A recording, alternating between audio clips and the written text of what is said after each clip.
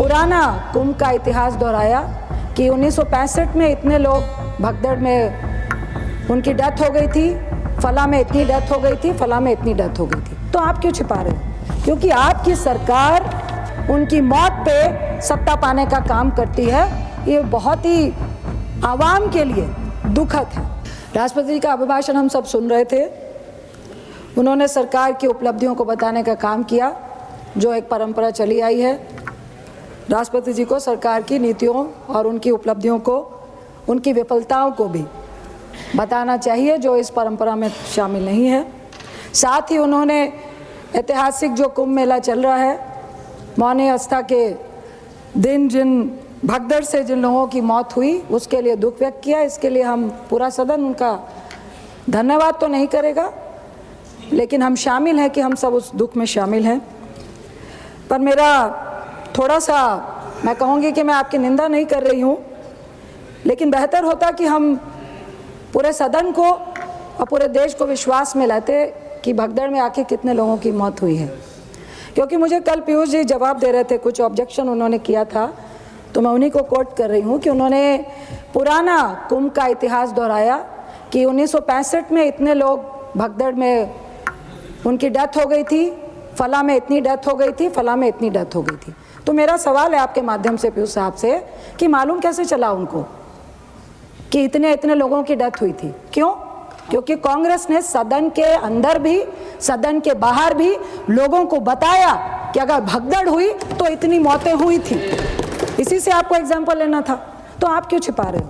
क्योंकि आपकी सरकार आवाम के संवेदनाओं से खेलकर उनकी मौत पे सत्ता पाने का काम करती है। ये बहुत ही आवाम के लिए दुखद है, जो पूरा देश देख रहा है। कुंभ मेला, महादेवी श्वेता वर्मा जो बहुत बड़ी पोएट थी, बहुत बड़ी राइटर थी, वो महीना महीना जाके वहाँ रहती थी। उस टाइम सिर्फ साधु संत आते थे, लाखों की संख्या में आते थे, और वो एक दूसरे से वाद विवाद करते थे, मेडिटेशन करते थे।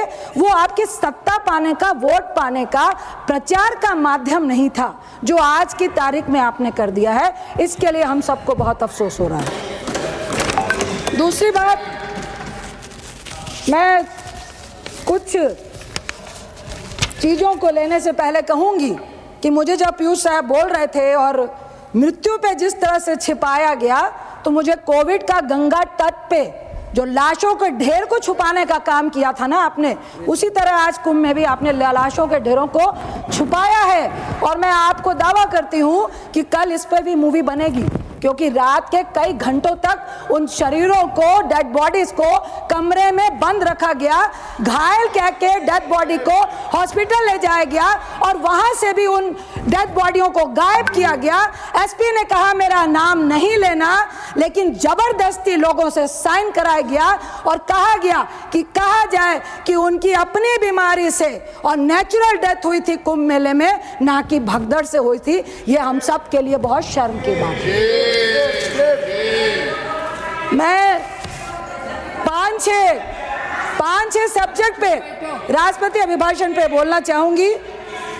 उससे पहले मैं पूछूंगी राष्ट्रपति अभिभाषण में, क्योंकि सरकार ने कहा कि यह गरिमापूर्ण अभिभाषण है, यह सुनहरा कागजों पे दिखाया गया कि ये देश के सुनहरे दिन 10 सालों से चल रहे हैं, लेकिन ये सच्चाई, जो जमीनी सच्चाई है ना, उससे मेल नहीं खाता है।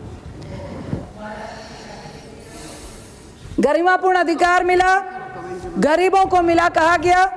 मैं उत्तर देती हूँ, नहीं मिला। क्योंकि सरकार ने गरीबों को क्या कहा, क्या दिया? बिल्कुल आप कहेंगे, आपके प्रधानमंत्री साहब और आपकी सरकार ने कहा गरीब भाइयों, बस आप शौचालय लो, महंगा गैस सिलेंडर लो, 5 किलो सूखा अनाज लो।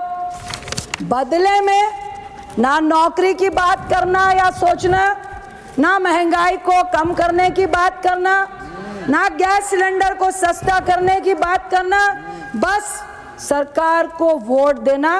तुम्हारी तरक्की की जो सीढ़ी है ना, इससे ऊपर नहीं जा सकती है। क्या यही गरिमापूर्ण अधिकार है? दूसरी बात, मैं 5-6 मुद्दों को ले रही हूं जिसमें किसान है। प्रभातखबर.com, विश्वास वही, रफ्तार नहीं।